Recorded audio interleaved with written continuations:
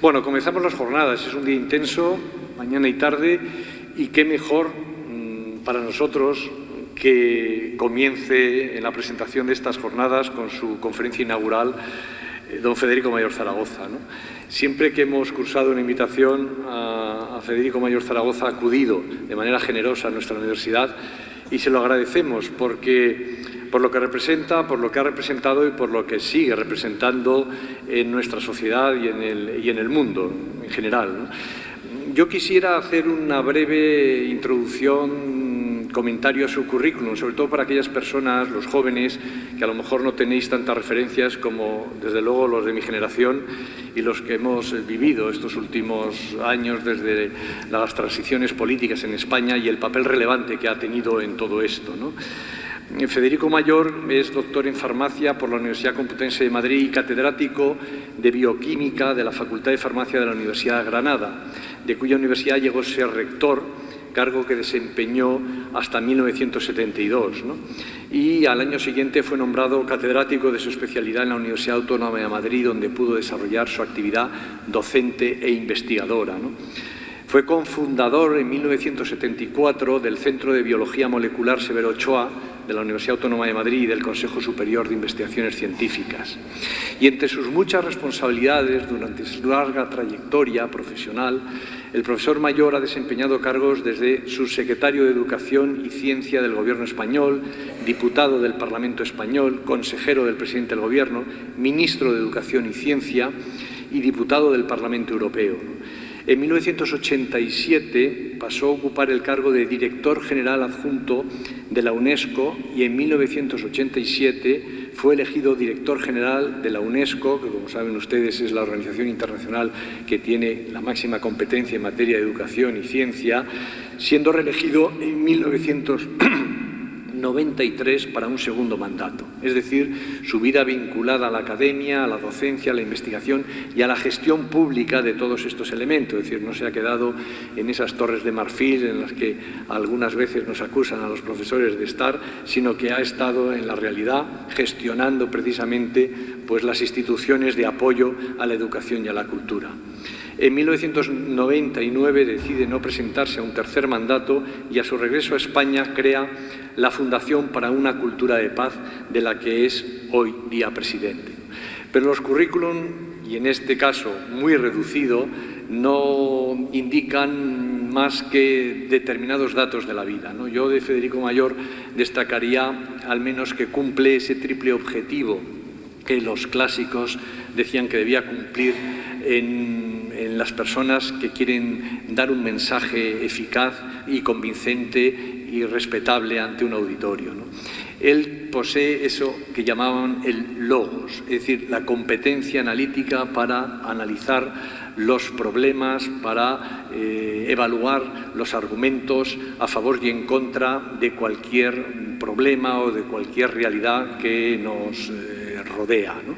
El logos, la competencia. Tiene también el pathos, es decir, la capacidad de transmitir emoción en lo que dice, de vincular emocionalmente y de comprometer a las personas porque cree firmemente en los compromisos políticos y sociales que defiende. Y tiene también el ethos, es decir, facultad no menos imprescindible e importante, su reputación, su credibilidad, su legitimidad personal por la trayectoria que ha seguido y por los compromisos políticos y sociales que hoy mantiene, que a veces causan no solo, por supuesto, credibilidad en la gente, sino que a veces hace escocer también a quienes tienen responsabilidades por su denuncia valiente y de compromiso en los valores que él cree. Ethos, pathos y logos en la persona de Federico Mayor Zaragoza, y ustedes lo van a comprobar. Muchísimas gracias, Federico, por estar con nosotros y adelante.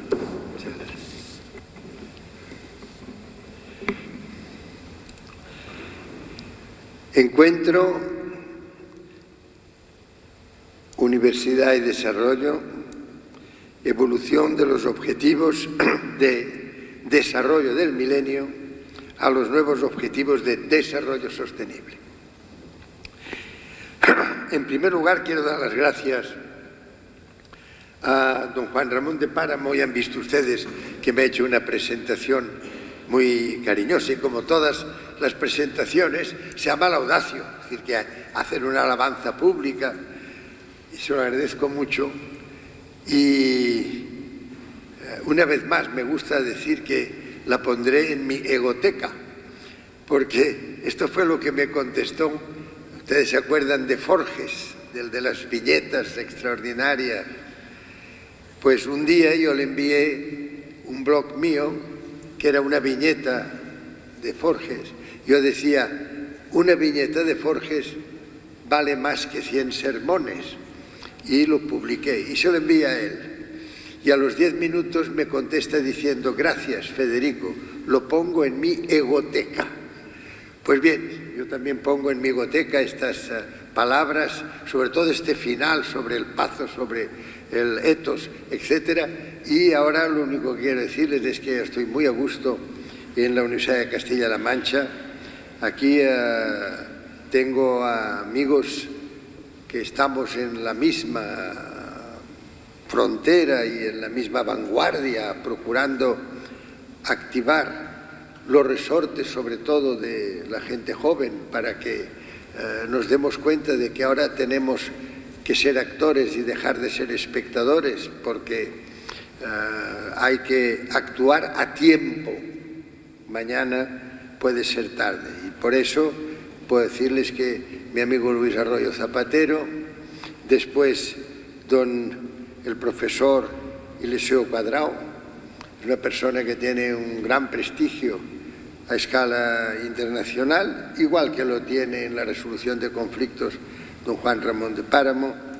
Quiero mencionar también, porque es una persona que después va a intervenir y que tiene también una gran trayectoria a este respecto, el profesor Jesús Núñez, y quiero también mencionar la eficientísima labor de Pilar Salgado, porque realmente da gusto trabajar con personas que te das cuenta de que tienen una diligencia y una capacidad de organización realmente extraordinaria.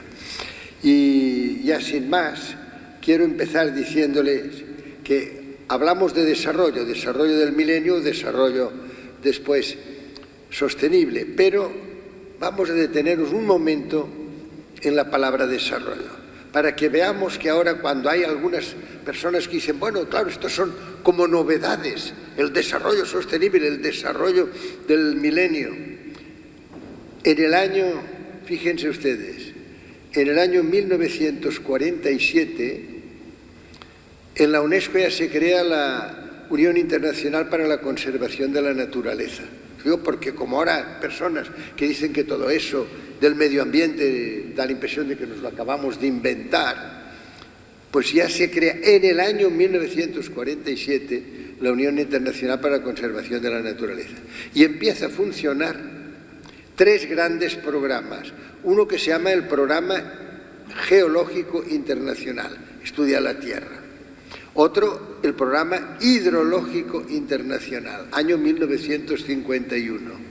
Y después el Programa Oceanográfico, que es el más importante, claro, porque el océano, como ustedes saben, el agua, es el 70% de la piel de la Tierra y, por tanto, si algo tenemos que saber que tiene una influencia decisiva en el medio ambiente, es el agua.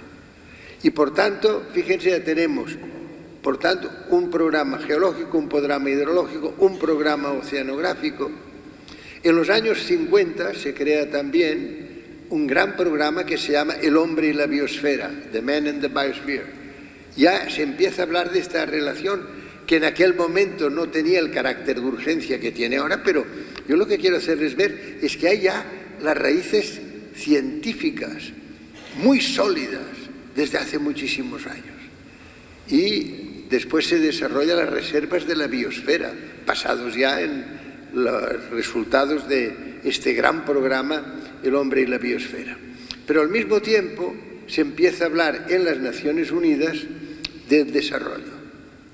Y en los años 60, ya en el año 62, 63, hay ya una serie de debates para decir, bueno, pero ¿qué es eso de desarrollo? ¿Qué significa desarrollo? Si no, desarrollo significa pues que si todos los seres humanos son iguales en dignidad. Este es el principio de todos los derechos humanos, la igual dignidad. Pero todo lo que hay que hacer es favorecer que todos ellos tengan acceso a un desarrollo humano, que les permita ejercer plenamente estas facultades distintivas de la especie humana. Fíjense ustedes la capacidad de reflexionar, la capacidad de imaginar, la capacidad de anticiparse, la capacidad de innovar, la capacidad de crear. Cada ser humano único es un creador y por tanto tiene la posibilidad de hacer su propio diseño de futuro y de decidir y actuar en consecuencia con absoluta libertad. Esto es muy importante que lo tengamos en cuenta desde el principio. Ojo, porque ahora estamos sometidos desde hace unos años a una serie de informes que vienen de entidades mercantiles y económicas. Y claro, los informes PISA nos hablan de lo que piensa la OECD. No está mal que nos digan cosas también sobre educación. Pero no para seguir, porque confunden educación con capacitación. Y esto es muy grave. Una cosa, ellos recomiendan, por ejemplo, que hay que saber más inglés, hay que saber más matemáticas, hay que saber más química. No, una persona puede saber mucha química y ser un perfecto maleducado. Educado es, y esto ya lo dijo don Francisco Giner de los Ríos en el año 1876-1878, educado es el que dirige su propia vida, educado es el que manda en sí mismo. Este es el educado.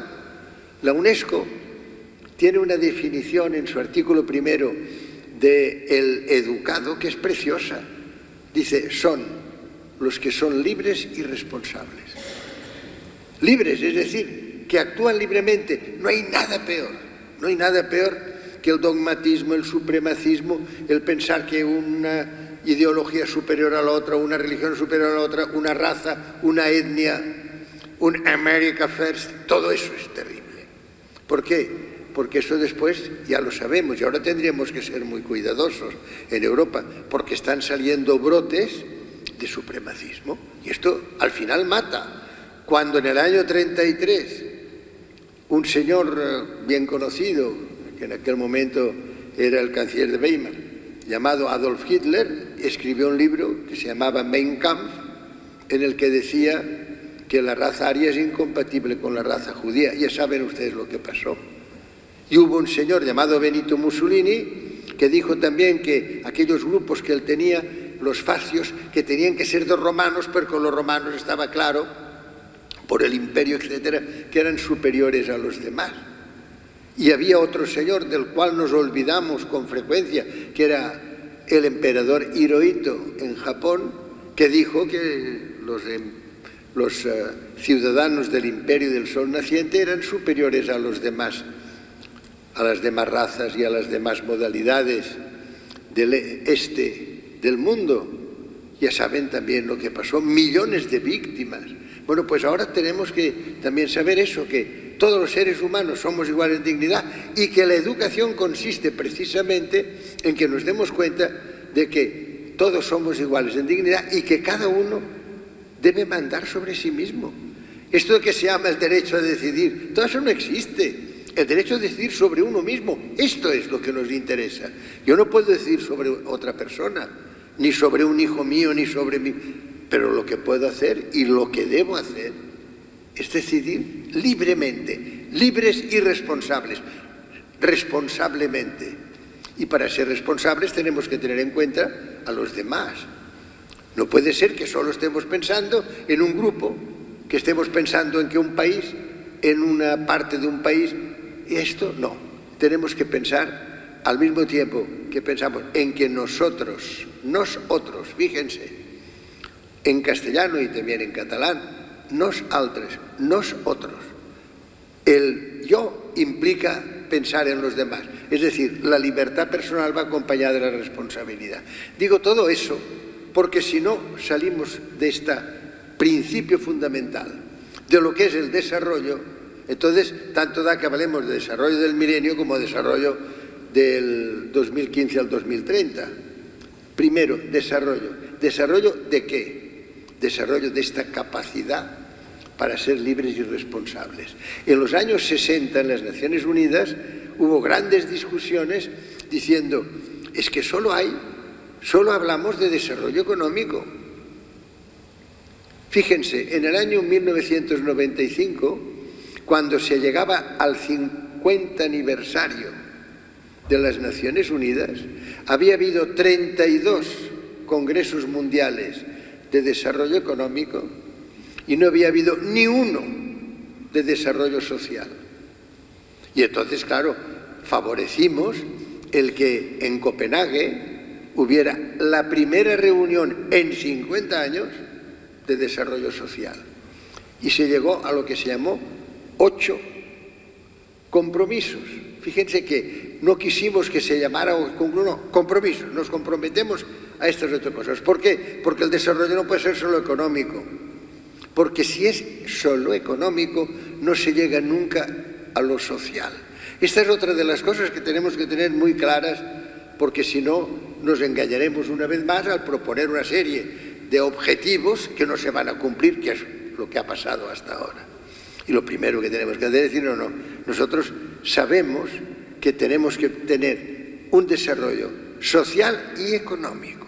Vamos a invertir ahora, en lugar de hablar siempre de económico y social, vamos a hacer socioeconómico. Y verán ustedes como esto solo ya llevaría a un nuevo planteamiento, una reconducción del tema del desarrollo.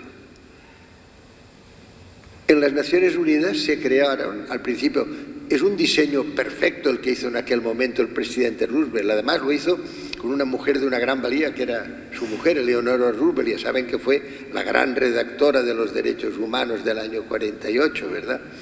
Pues cuando hablan en aquel momento de desarrollo, hacen aquel diseño tan extraordinario, diciendo una organización para la salud, otra para la alimentación, otra para el propio desarrollo, el Programa de Naciones Unidas para el Desarrollo, otra para la educación, la ciencia y la cultura, otra, ya empezamos, para la infancia que es fundamental, es parte de esta visión de responsabilidad hacia el futuro.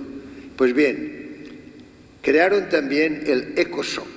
El ECOSOC es la gran comisión de las Naciones Unidas. Y por eso, porque es ECOSOC, el SOC en 50 años no había llegado, ¿ven? Y por eso yo propuse en aquel momento que se invirtiera y que fuera SOC-ECO. Porque es verdad, es que si no estamos siempre quedándonos en los como si fuera una especie de preámbulo que nunca nos permite entrar en las decisiones importantes. Por tanto, el desarrollo tiene que ser integral, tiene que ser desarrollo social, económico, cultural. Estos 3 componentes son los que hicieron que en los años 60 se dijeron el desarrollo tiene que ser integral. En los años 70, concretamente en el año 74, en el mes de octubre, se dijo, pero es que además tiene que ser endógeno. Es decir, nosotros no podemos decir vamos a ayudar al desarrollo en un país más rezagado, en un país en desarrollo, como así se llamó. No podemos llegar allí y decir, bueno, ya hay que procesar. Y todo es de fuera. Todos son saberes que se incorporan a la vida nacional de aquel país determinado. No. Se dijo, tiene que ser endógeno.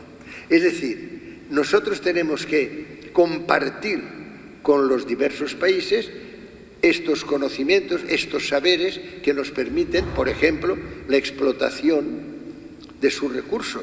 Pero no solo explotarlos, sino decir, no, a partir de ahora, estos recursos naturales que ustedes tienen les servirán a ustedes, porque van a ganar mucho dinero, y a nosotros. Y ustedes también serán capaces de explotarlo. Va a ser algo compartido. Esto era fundamental. Y se dijo, el 0,7% del Producto Interior de los países más avanzados es la contribución que se hará para esta explotación ulterior que siempre beneficia a los países más adelantados.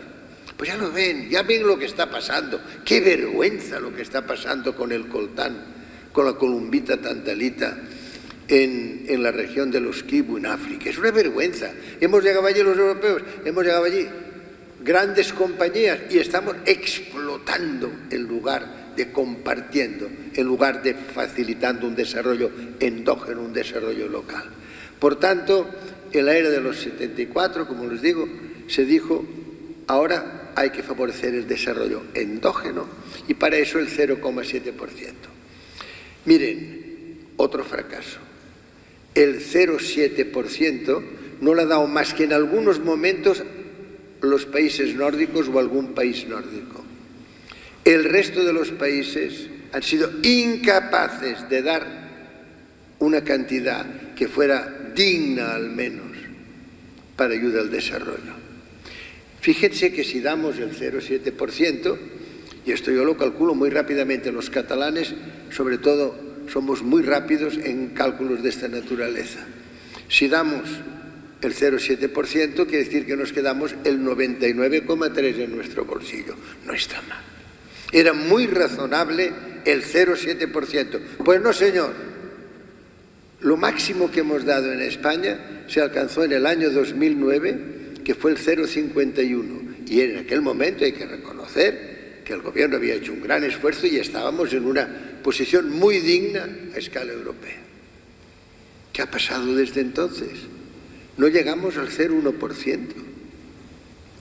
¿De qué viene esta insolidaridad total? Nos hemos vuelto, en lugar de favorecer el desarrollo endógeno solidario integral en estos países, hemos retirado las ayudas al Programa de Naciones Unidas para el Desarrollo, que llegó a ser muy importante. Hemos retirado nuestra cooperación internacional. Tenemos un ministerio que se llama de Asuntos Exteriores y Cooperación, pero la cooperación hace ya muchos años que ha volado de... Entonces, ¿a qué estamos jugando? Estamos jugando a esta insolidaridad que hace que Europa ha pasado de ser una especie de adelantada en la ayuda, adelantada en favorecer el desarrollo de los demás, adelantada en solidaridad internacional. ¿Y ahora dónde está esta solidaridad? Ahora resulta que solo en un año, en el año 2016, hemos dejado que se ahoguen en el Mediterráneo más de 6.000 personas. ¿Pero qué está pasando? Pues lo que está pasando es que hemos aceptado unos valores, unos principios que son principios estrictamente económicos, que son mercantiles, donde antes había unos principios que se llamaban los principios democráticos o los principios éticos de las Naciones Unidas. Miren, el preámbulo de la Constitución de la UNESCO, que yo aconsejo que se lo lean, porque es que es un escrito con gran tensión humana hecho después de una época abominable de holocausto, de genocidio, y de momento dicen, y ahora escribir el futuro. Y ellos, ¿qué es lo que dicen? La humanidad será guiada por los principios democráticos de la justicia, la libertad, la solidaridad, y añade, intelectual y moral, y la igualdad. Pues fíjense qué sencillo esto, pero claro, lo hemos sustituido en el neoliberalismo rampante, lo hemos sustituido todo por una globalización estrictamente económica. Y esta globalización económica ha hecho que retiremos progresivamente las ayudas y que en estos momentos, en lugar de ser un ejemplo de solidaridad, seamos de insolidaridad. Por tanto, en el año 70-74, y después se dice, no, ahora lo que tenemos que hacer es que nos damos cuenta de que la naturaleza ya se está afectando por la vida humana, ya estamos en el antropoceno. Ojo, que ahora ya las emisiones, por un lado, de anhídrido carbónico y otros gases con efecto invernadero, especialmente el metano y los óxidos de nitrógeno, y la incapacidad del mar. El mar es el pulmón de la Tierra, el 72%. Pero hemos estado también deteriorando el mar. Ya lo advirtió en el año 1979 la Asamblea de la Academia de Ciencias de los Estados Unidos. Dijo, ojo, que no solo estamos incrementando las emisiones, sino reduciendo la capacidad de recaptura del mar. Es que esto era muy grave lo que estaba pasando. Ya nos lo dijeron. Y en el año 1980, una empresa de transporte de petróleo y de extracción de petróleo, la ExxonMobil, hay que decir las cosas por su nombre, porque es que si no, nos acostumbraremos a ir aceptando todo y al final dejaremos a nuestros descendientes, y ustedes, los jóvenes sobre todo, se encontrarán con un mundo con una habitabilidad deteriorada y una calidad de vida deteriorada. Esto es intolerable. Pues bien, la casa ExxonMobil crea una fundación que pagó grandes sumas a pseudocientíficos para dijeron que no era verdad, que el fitoplancton estaba desapareciendo, que se estaba afectando el mar, que se estaba afectando la capacidad de respiración de estos alveolos, que son precisamente el mar y la clorofila, los bosques, etc. Y fueron necesarios 16 años hasta que un gran reportaje en la revista Newsweek demostró que se estaba mintiendo, y entonces era de esperar una reacción de la gente, era de esperar que la gente dijera a la casa ExxonMobil y a todos los que se vean unido entre tanto, Arabia Saudita, etcétera, que les han dicho: señores, ustedes han estado mintiendo, están ustedes afectando el porvenir de la humanidad. Pues no pasó nada, es que lo aceptamos todo. Cuando hace menos años, hace 2 o 3 años, una gran productora de automóviles dice que efectivamente sabían que nos estaban mintiendo con el sistema de regulación y de indicación de los gases que se producían como consecuencia de la utilización de carburantes, sobre todo del gasóleo. Y no hemos reaccionado. Digo todo eso porque llega un momento en que cuando decimos ¿y quiénes son los culpables? Hombre, estamos guardando silencio cuando deberíamos haber alzado la voz, cuando deberíamos haber dicho: ¿cómo? Ustedes sabían que nos estaban mintiendo y estaban ustedes aumentando el riesgo de que haya, como ya está sucediendo, grandes trastornos en el cambio climático, en el medio ambiente. Pues ya lo sabíamos desde hace muchos años. Ya les he dicho que llevábamos muchísimos años con el hombre y la biosfera trabajando, diciendo, y de momento nos indican, hace 10 años, empieza a fundirse el Ártico.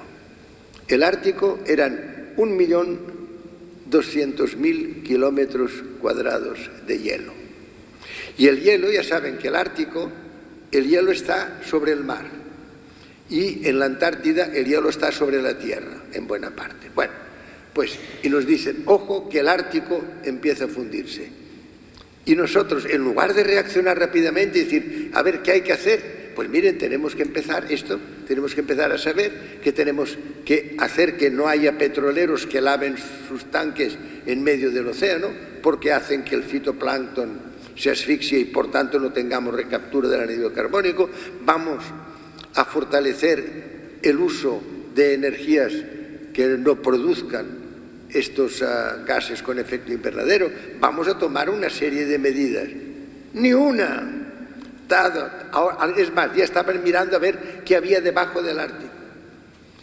Pues el permafrost, o sea, el hielo permanente, hacía el efecto que se llama albedo, y es que refleja la radiación solar.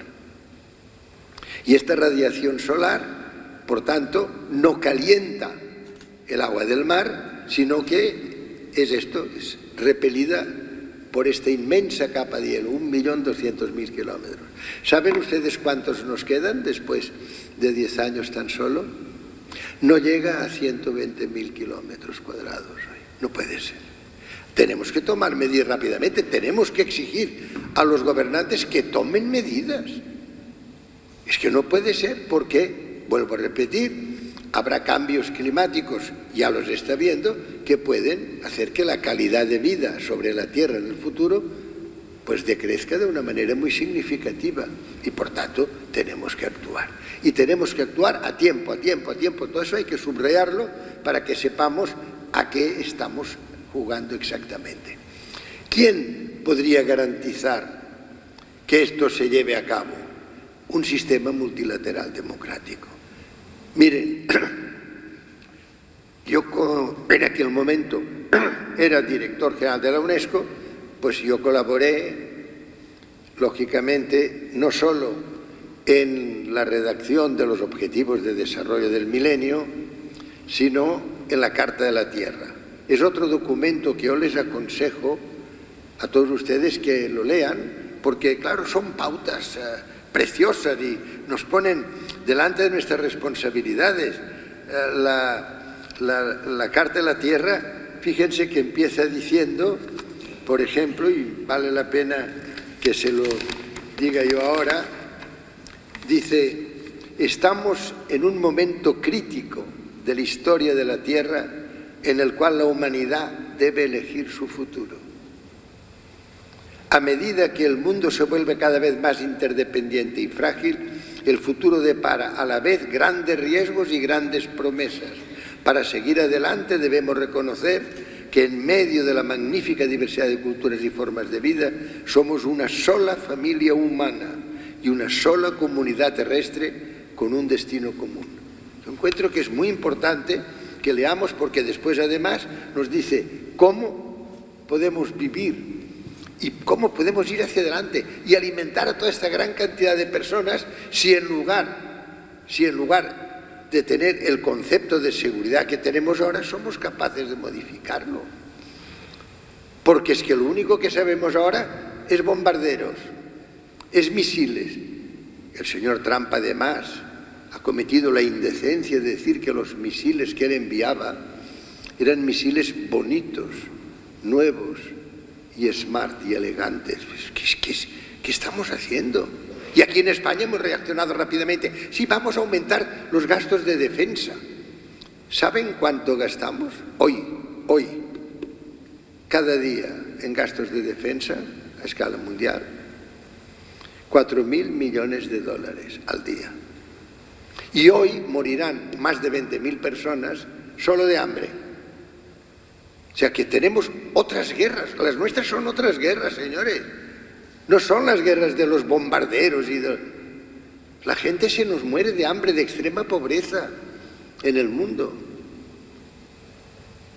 De estos 20.000 seres humanos que hoy morirán de desamparo y de extrema pobreza y de hambre, la mayoría son niñas y niños de 1 a 5 años de edad.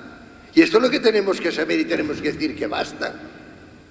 ¿Y quién lo tiene que decir? Uno pensaba que lo dirían una serie de gobernantes que son los que llegan a estos acuerdos y de momento dicen: vamos a tener estos desarrollos objetivos de desarrollos del milenio. Se lo digo porque yo, que había contribuido a redactarlos, igual que a la Carta de la Tierra, yo no los firmé como director general de la UNESCO. Me negué.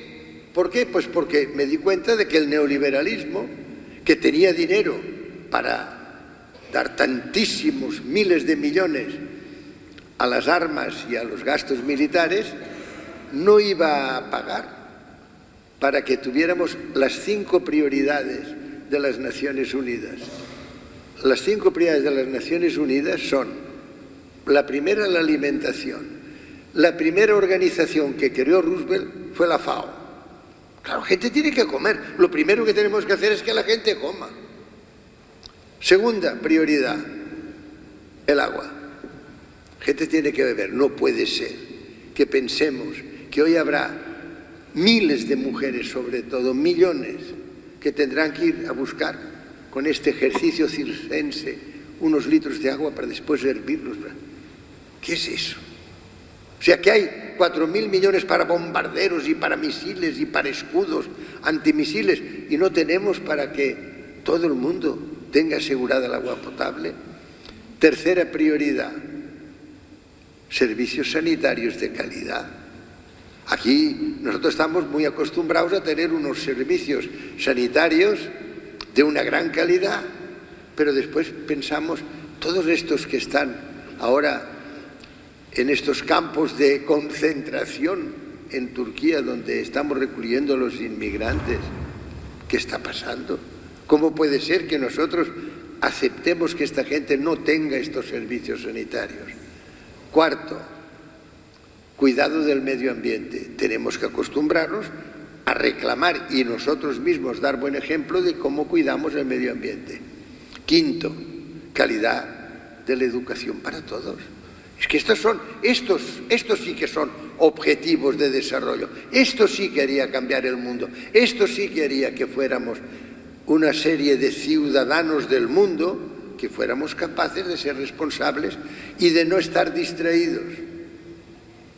Soledad Gallego ha dicho, armas de distracción masiva. Es que estamos distraídos. Estamos muy pendientes de nuestro equipo de fútbol, de nuestro tal, de qué le pasa a Cristiano Ronaldo. Estamos muy preocupados y tendríamos que estar preocupados por decir, ha llegado el momento en que ahora nosotros, los pueblos, ya podemos expresarnos. Porque es verdad que a todas estas, entre los objetivos de desarrollo del milenio y los objetivos de desarrollo ahora sostenible, que nos damos cuenta de que no hay medios. Es más, nos costó Dios y ayuda que en el mes de diciembre, noviembre-diciembre del año 2015, se firmaran en París los acuerdos sobre cambio climático. Ustedes saben que no había nadie que quisiera, y aquí hay que reconocer que nos ayudó mucho el presidente Obama, que además atrajo a los chinos a firmar, y también nos ayudó una cosa insólita, y es que un papa de una iglesia, en lugar de hacer encíclicas sobre los aspectos normales de una creencia, hizo una encíclica, la Laudato Si, que es una encíclica ecológica, diciendo, ojo, que mañana puede ser tarde, que los seres humanos tienen que cuidar de la habitabilidad de la tierra y tal. Bueno, lo cierto es que bajo el amparo de las Naciones Unidas se logra la firma, ya les digo, fue muy difícil, se logra la firma de los acuerdos de París sobre cambio climático. Y bueno, al menos ahora nuestros hijos y nuestros nietos ya nos podrán mirar diciendo, hombre, parece ser que van a cumplir con sus obligaciones, ¿no?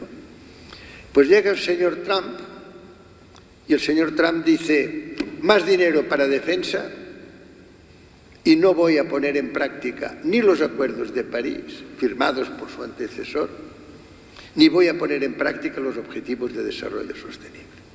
Esto lo dice el representante de la primera potencia mundial.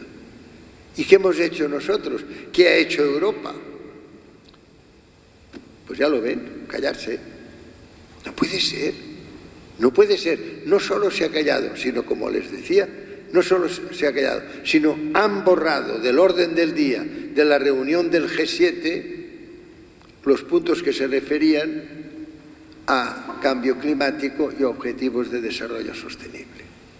Es intolerable. Entonces, ¿quién tiene que reaccionar? ¿Quién tiene que decir, no, miren, esto no lo vamos a seguir tolerando porque pensamos en nosotros mismos, los jóvenes, y sobre todo en los descendientes? Señor Trump, usted puede afectar a la juventud norteamericana, pero usted lo que no puede hacer es ser una amenaza para el mundo en su conjunto. Si no se aplican rápidamente, los acuerdos de París sobre cambio climático, en 15 o 20 años, el mar podría subir ya como mínimo medio metro. Esto lo digo porque ayer mismo tuve la oportunidad y el honor de estar cenando con Peter Badham, el gran oceanógrafo del mundo, es el profesor de Cambridge, y me decía, es que estamos ocultando la realidad a la gente, estamos aquí viendo cómo se funden grandes cantidades de permafrost en el Ártico, y no nos damos cuenta de que no solo es que se funde y pasa directamente los rayos solares al mar, sino que hay una gran eliminación de metano, y el metano es peor que el anhídrido carbónico, 23 veces peor que el anhídrido carbónico. Bueno, digo todo eso porque a mí lo que me gusta de este curso es que se dice, hay una evolución desde los 8 objetivos de desarrollo del milenio que no se cumplieron en buena medida. Claro, los que hacen eso del PIB, el PIB, el Producto Interior, dicen que sí, que se ha cumplido porque el PIB... No. Lo que es cierto es que el mundo en su conjunto, en estos momentos, ya les digo, en estos momentos estamos teniendo unos gastos de defensa fabulosos y, sin embargo, la gente se nos muere de hambre, se nos muere de desamparo. Ya ven ustedes el espectáculo de los refugiados, el espectáculo de los emigrantes. Todo eso es lo que hay que reconducir. ¿Quién puede reconducir eso?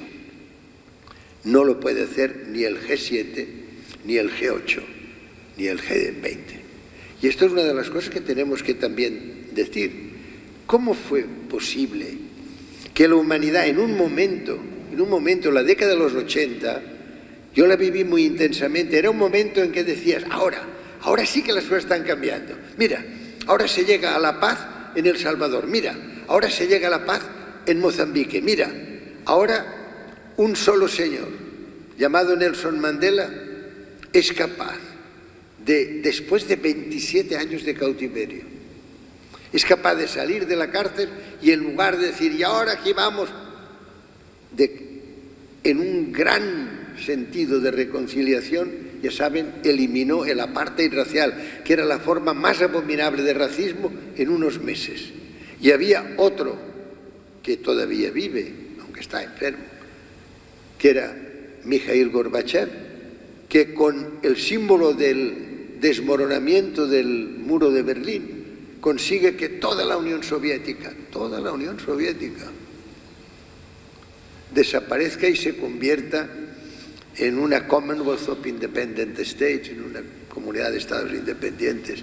Era un momento en que decíamos, ahora sí que podemos cambiar las cosas, ahora sí que podemos empezar a poner objetivos de desarrollo que se cumplan. Entonces el señor Reagan y la señora Thatcher dijeron, fuera las Naciones Unidas, y crearon el G6. Eran solo 6 países y esto se aceptó. Después se pusieron, cosa que hacen normalmente los Estados Unidos, el sombrero del Canadá, ya teníamos el G7. Después ya la Federación Rusa el G8, después el G20. ¿Qué es eso? ¿Cómo podemos aceptar que 6, 7, 8 o 20 países manden sobre 196? Es que son disparates que se han ido aceptando.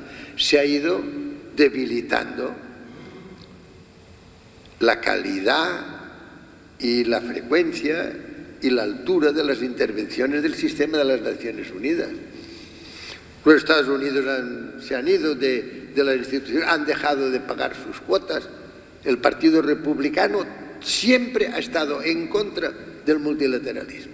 El Partido Republicano de Estados Unidos quiere la hegemonía. Y ha dicho el señor Trump, más gastos en defensa. Y hemos corrido todos. Sí, señor, lo que usted diga. España han anunciado que aumentan el 80%. Cuando hemos bajado educación, cuando hemos bajado sanidad, cuando la ciencia prácticamente ya no nos la dejan. ¿Pero qué es eso? ¿Y por qué no protestamos? ¿Y por qué no decimos que de ninguna manera? Es necesario un nuevo concepto de seguridad. Yo lo que quería hoy decirles aquí es que hemos pasado de 8 objetivos de desarrollo del milenio a estos 17 objetivos que están muy bien. Y además fíjense que es muy interesante leer el 21 de octubre del 2015 la resolución de la Asamblea General de las Naciones Unidas que dice transformar nuestro mundo, la Agenda 2030 para el Desarrollo Sostenible. Este es un documento que realmente es formidable, porque nosotros, los estados del mundo, sí señor, decidimos esto y tal y cual. Y deciden estos 17.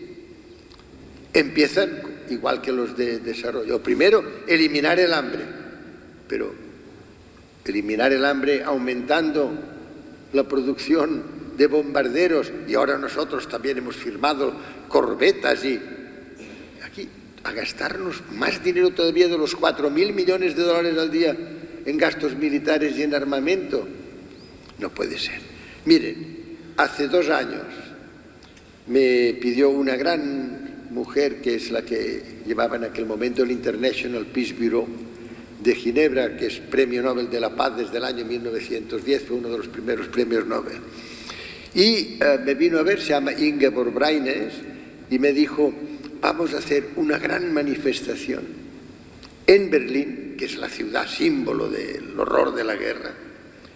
Vamos a hacer una gran manifestación que se llamará Disarmament for Development, desarme para el desarrollo. Y entonces, pues a mí me pareció muy bien y tal. Teníamos una gran cantidad de gente que apoyaba, grandes personalidades, empezando por el Papa, siguiendo por algunos jefes de gobierno caracterizados todavía por el apoyo a estas cuestiones. Y allí nos fuimos. Yo dije que íbamos a pedir el 25%. Ustedes se quedan con el 75% para sus aviones, sus bombarderos y sus corbetas, y nosotros el 25% lo empleamos en estas 5 prioridades que antes he mencionado. Me dijo Ingeborg, no, mira, sería mucho mejor, y así de seguro que lo vamos a conseguir, que el 90% se lo queden para armas y gastos militares, y nosotros con el 10%, 400 millones de dólares al día, ya nos arreglaríamos, al menos ya empezaríamos una nueva dinámica y tal. Prevaleció su punto de vista y solo pedíamos el 10%. 35.000 personas debajo del Unter der Linden en Berlín, gritando tal y que cual, gran manifestación. Al día siguiente, ni una nota de prensa. Ni una nota de prensa. Esta es otra de las cosas que ahora tenemos que saber. La mayor parte de los medios de comunicación están pagados por distintas grandes corporaciones mercantiles. Y entonces, pues claro, no dicen lo que pasa, sino dicen lo que les dicen que pasa. Cuando yo era pequeño, había unas gramolas que tenían al lado una imagen de un perrito allí que ponía His Master Voice, la voz de su amo. Pues ahora la gran mayoría de los medios de comunicación, desde luego también incluidos en España, son la voz de su amo. Y no nos enteramos de lo que pasa y nadie nos dice exactamente, miren, ayer se manifestaron en Berlín 35.000 personas, tal y cual, y además daban 90% y 10% tan solo. Ni una noticia en la prensa alemana, Alemania está igual, o sea que estoy hablando de Europa en su conjunto, de esta Europa insolidaria, de esta Europa que ya no ayuda al desarrollo.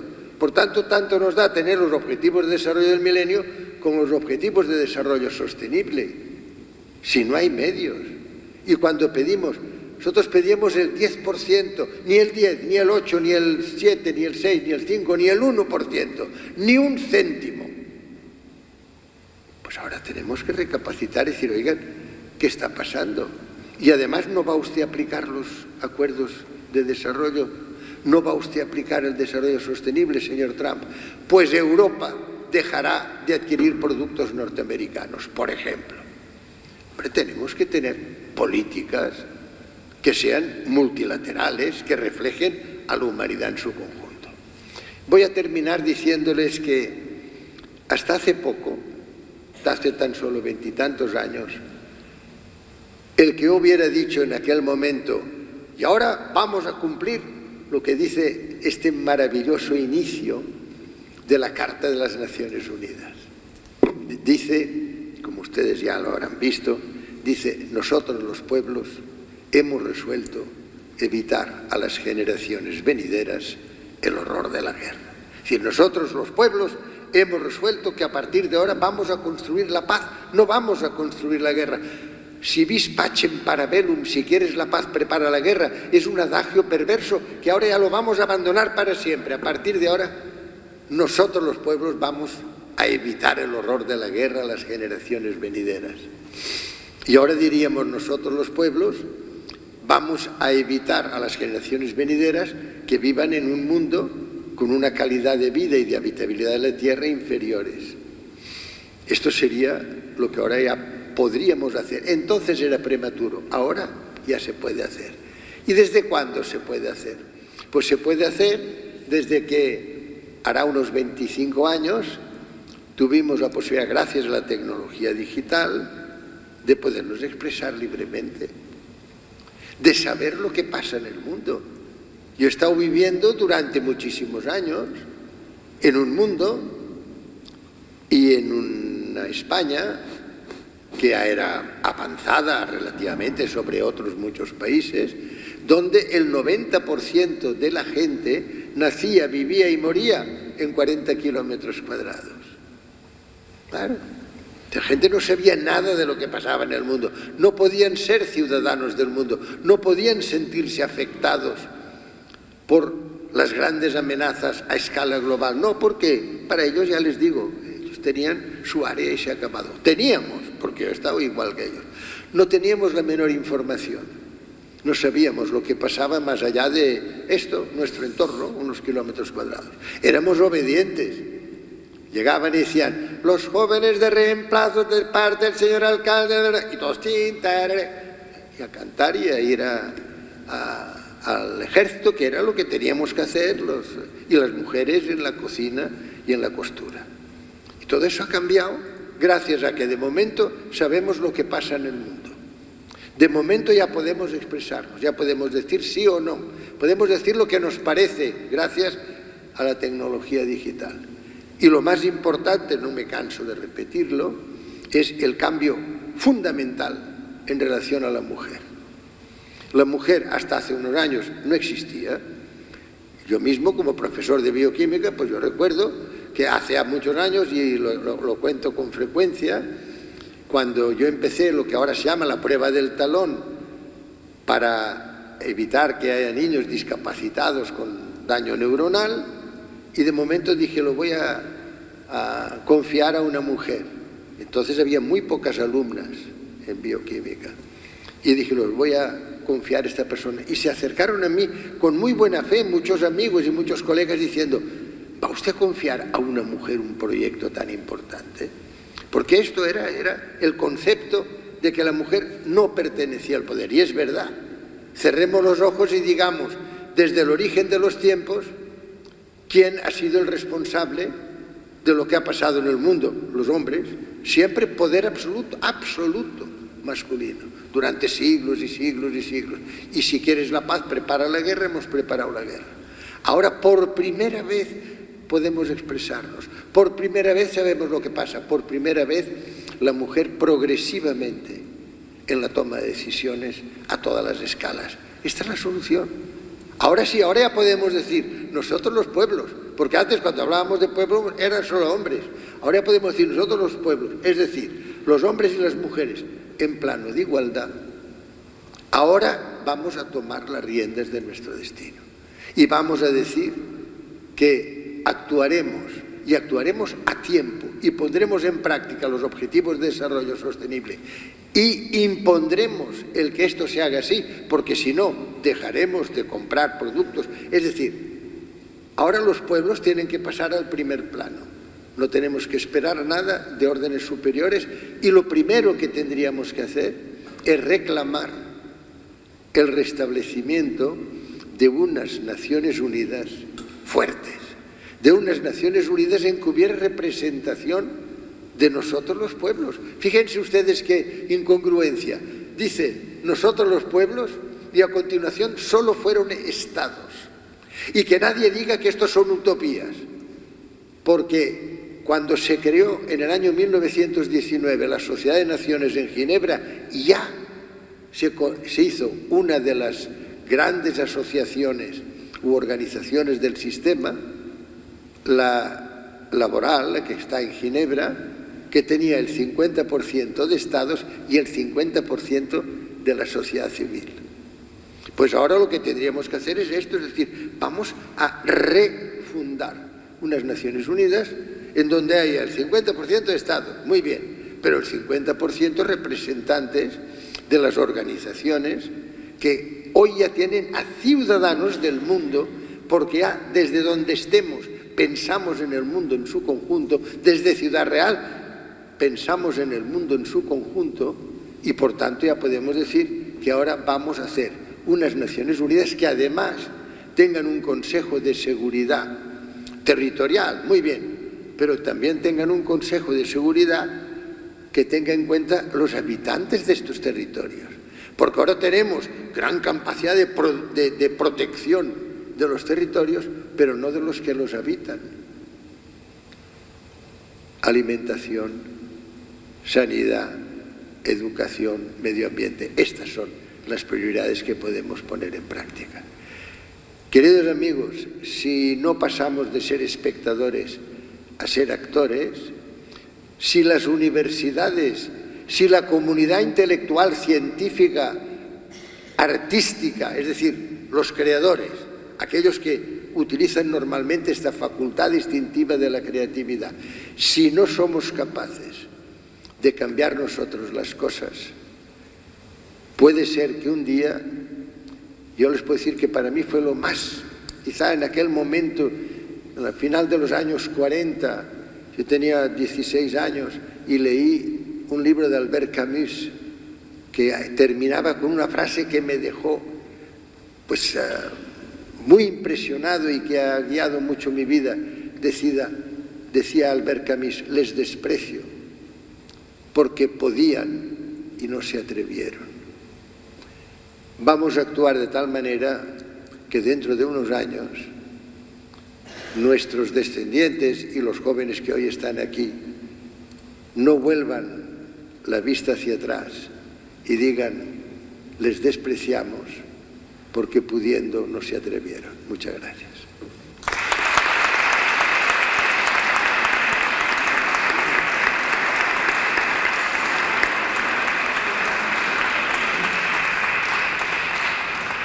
Muy bien, pues ahora se abre un turno de preguntas, un turno de intervenciones para que el profesor Mayor Zaragoza pues tenga bien responder.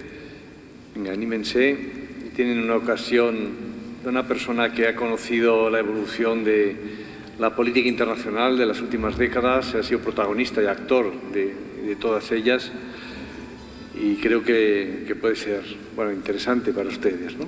A ver, venga. ¿Alguna pregunta, alguna cuestión? Pudiendo preguntar, si no preguntan, podemos atribuir la responsabilidad también, ¿no?, que decía antes Mayor Zaragoza, ¿no? Bueno, yo para abrir, digamos, un poco, ¿no?, el silencio, ¿no?, que esto es habitual, entre los estudiantes muchas veces esta actitud de no querer iniciar un debate, ¿no? Yo decía, desde el punto de vista general, ¿no?, y con la trayectoria de los últimos años, profesor, ¿ve usted una regresión en las políticas sociales, en las políticas democráticas, que se evidencia, ¿no?, no solo en el mundo, sino en la propia Europa? ¿Ve una regresión de este tipo de compromiso social y político que hace unas décadas, pues bueno, esto era liderado incluso por personas, ¿no?, con un poder carismático y con una reputación, y hoy día a veces, pues bueno, miramos alrededor, miramos Europa y no vemos esa capacidad de liderazgo, ¿no? ¿Considera usted así? Sí, hoy, yo lo he querido expresar antes, ha habido una mercantilización de todo. Entonces, todo se interpreta exclusivamente en términos mercantiles, y la Unión Europea pues es una unión estrictamente monetaria, no llega a ser ni siquiera una unión económica, fíjense ustedes, porque si fuera una unión económica tendría también unas atribuciones de distribución fiscal. No es una unión política, que sería lo mejor que podríamos hacer, sería el sueño de Víctor Hugo cuando decía que un día podrían haber unos estados unidos de Europa. No ha habido una unión social, una unión cultural, ha habido una unión monetaria. Y claro, tenemos ahora, por ejemplo, lo del Brexit. Fíjense, en el Brexit, primero, hay una incongruencia, y es que nadie puede salir si antes no ha entrado. Y claro, hay que reconocer que el Reino Unido nunca había entrado plenamente en Europa, porque Europa, si es una unión monetaria y el Reino Unido seguía teniendo y sigue teniendo la libra esterlina, pueden ustedes imaginar que había algo ya que no cuadraba, ¿no? Pero es que además ellos tienen la City, Londres, y Londres no se somete fácilmente a directrices que además son directrices muy, hasta ahora han sido directrices de una gran carga económica y financiera, pero de una descarga total relativa a lo social y a la empleabilidad, etc. Pero es que además había un muy sabroso British Check que se consiguió. Es todo cosas que uno dice, hombre, si desde el principio hubiéramos sido una unión con un Europarlamento que hubiera tenido las atribuciones que tenía que tener, pues hubiera evitado que esto sucediera y se hubiera evitado, sobre todo, que en Hungría pase lo que está pasando. Haya un supremacista y gane las elecciones un supremacista en Hungría, y que pase lo mismo en Austria, y que pase lo mismo en Francia, y que esté pasando en lugares donde era imposible imaginar que en Suecia hubiera supremacismo. Ojo, el supremacismo mata. El supremacismo, vuelvo a repetir, el señor Mussolini, el señor Hitler y el señor Hirohito están ahí precisamente para que digamos nunca más. Tolerancia cero con el fanatismo, con el dogmatismo. Ya ven lo que pasa. Pero es que además ha habido una regresión también desde un punto de vista de credibilidad de Occidente. ¿Por qué? Pues porque en el año 2003, ustedes lo recordarán, en el 2003 invadimos el señor Bush Jr., el señor Blair y el señor Aznar. En las Azores decidieron la invasión de Irak antes de que los inspectores dijeran si existían o no armas de destrucción masiva. No puede ser. O sea, nos damos cuenta de que hemos estado tolerando lo intolerable, porque después decimos, fíjate, ahora tenemos los yihadistas y tal. Solo en Irak ha habido 5,5 millones de desplazados. Ha habido casi 100.000 personas muertas.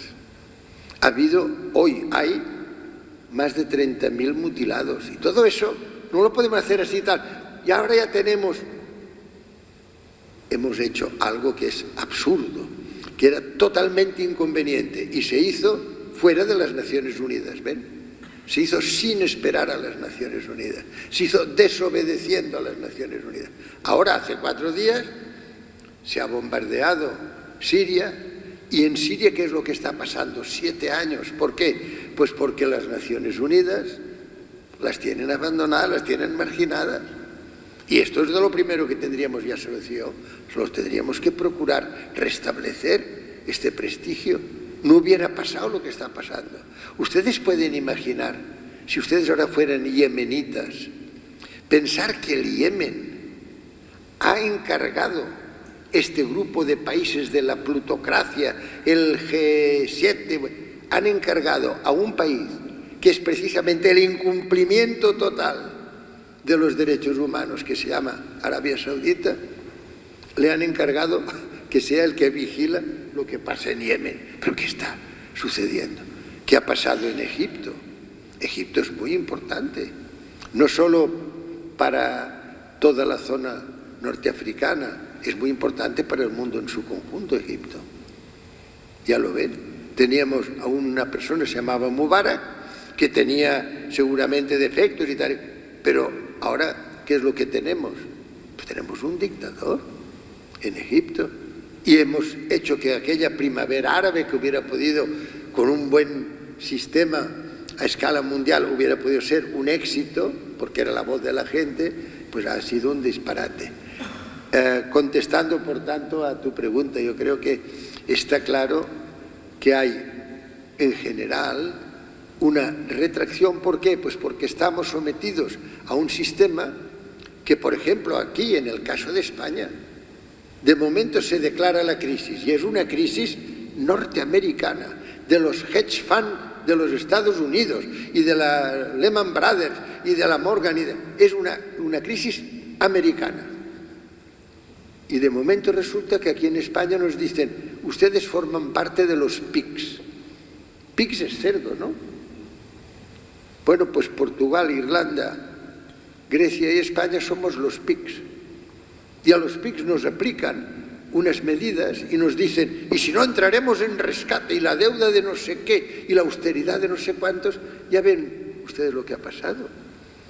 En una palabra, Yo por eso le recomendaba que hoy la juventud y las personas de las generaciones que hoy todavía tenemos que procurar alentar estos cambios radicales que son indispensables y además urgentes por estar en el antropoceno, que lo primero que tendríamos que hacer es decir, hombre, tenemos que tener otra vez una posibilidad, aunque sea con veto, fíjense lo que le estoy diciendo, al menos estábamos todos los países, con los no alineados, con el grupo de los 77, con China, estábamos todos juntos y se podían contener estos disparates de ahora, de que de momento hay un señor que diga bombardeo tal y el otro le conteste pues no sé cuánto, y que después salga un bien intencionado presidente francés que diga vamos a ayudar a los insurgentes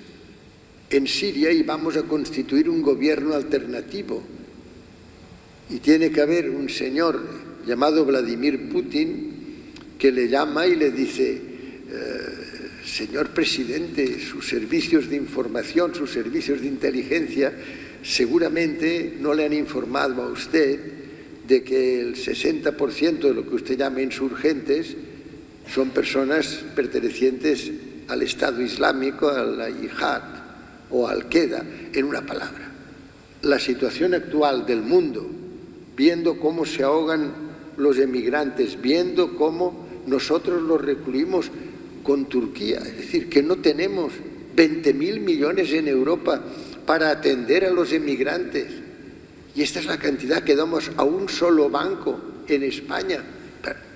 Todo eso demuestra que tenemos que reconducir la situación presente, y la situación presente se reconduce con el multilateralismo democrático y se reconduce con la voz de la gente, con la participación de la gente, que cada ser humano sea actor y no sea espectador, que cada ser humano se dé cuenta de que lo que interesa no es lo que pasa en una zona determinada donde él vive, sino desde esta zona la influencia que puede tener en el mundo.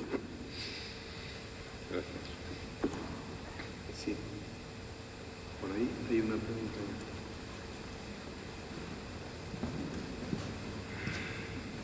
Bueno, señor Federico, para mí es una alegría enorme, sobre todo cómo ha tratado el tema, ¿no? Es la calidad humana que usted desarrolla, el contenido que ha expuesto, y para mí creo que ha sido lo más bonito que he podido escuchar a lo largo de esta mañana, ¿no?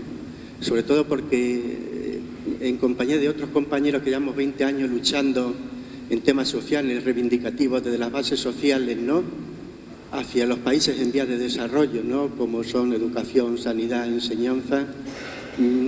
Yo le quería hacer una pregunta. Los objetivos de desarrollo del milenio, los 8 objetivos, han sido un fiasco, no se ha cumplido apenas nada. ¿Cómo ve usted el futuro, la perspectiva, desde esa amplitud tan humana y tan maravillosa, porque controla muy bien el tema? Yo ya le comento, cara a los objetivos de desarrollo sostenible hacia el 2030, ¿cómo ve usted la perspectiva de que estos objetivos se cumplan al mínimo, ¿no?, mínimamente, o que lleguemos a una sociedad más justa y más solidaria en el 2030 y que no sea a partir de 2015, que no se cumplieron apenas nada? Me gustaría que diese usted su opinión, aunque, bueno, pues muchas gracias por su bonita exposición, ¿no? Es una alegría nuevamente. Mire, yo si no tuviera esperanza, yo no soy optimista, nunca lo he sido, pero soy una persona esperanzada porque me doy cuenta de que cada ser humano es capaz de crear y por tanto tenemos que inventar un futuro distinto. A mí me ayudó mucho también una frase que pronunció poco antes de que lo mataran, por cierto, el presidente Kennedy en el año 1963, en el mes de junio, dio una conferencia en la Universidad Internacional de Washington y dijo: Me dicen que es imposible el que haya un proceso de desarme. Yo demostraré que es factible.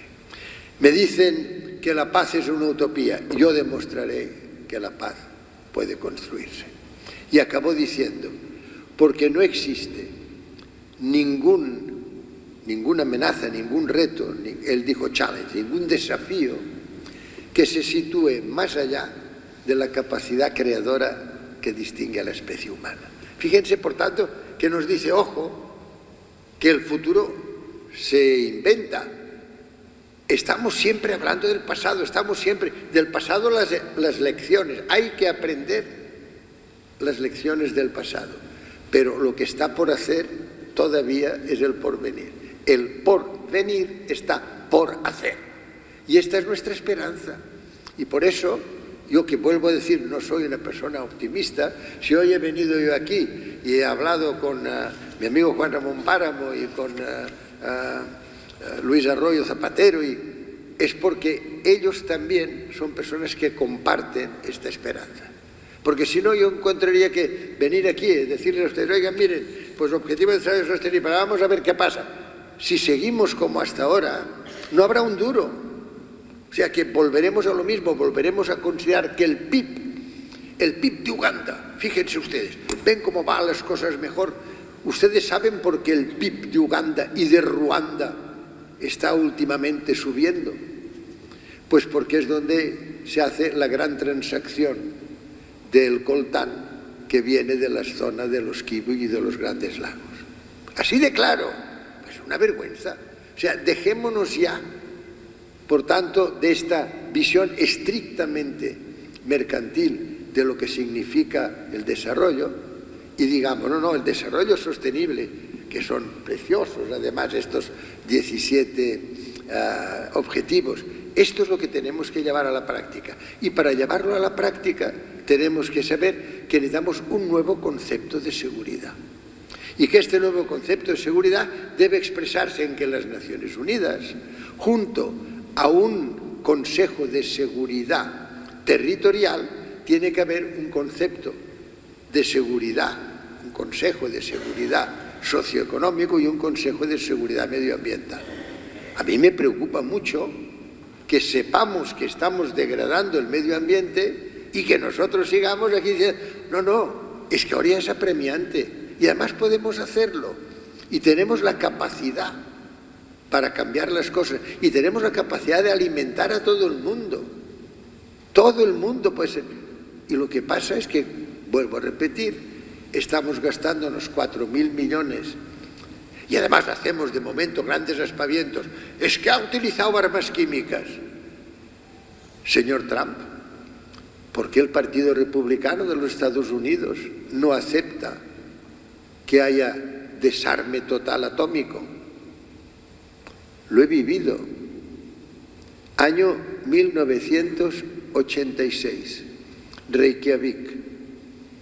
El presidente de la Unión Soviética entonces, Mikhail Gorbachev, ofrece al presidente Reagan la eliminación total de las ojivas nucleares.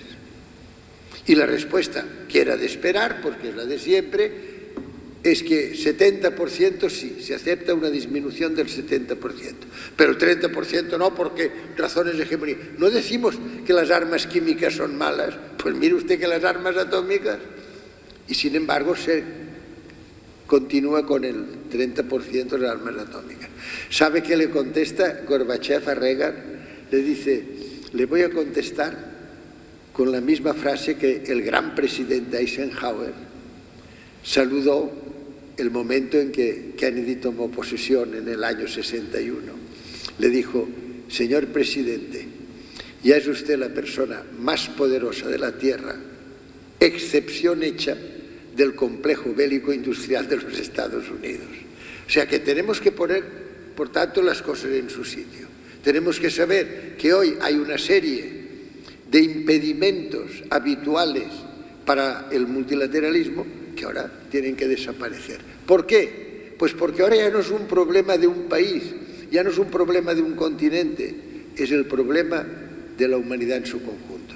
Y por tanto tenemos que procurar con esperanza, porque sabemos que podemos crear, sabemos que podemos inventar un futuro distinto, pero claro, si nos dejamos guiar por el Producto Interior Bruto, entonces no podremos tener. Si solo prestamos atención a cómo juega Messi o cómo juega Cristiano Ronaldo, y que conste que son dos jugadores formidables, pero además de eso tenemos que prestar nuestra atención y nuestro tiempo a decir que no vamos a seguir consintiendo que puedan alterarse las condiciones de una vida de calidad y de dignidad sobre la tierra.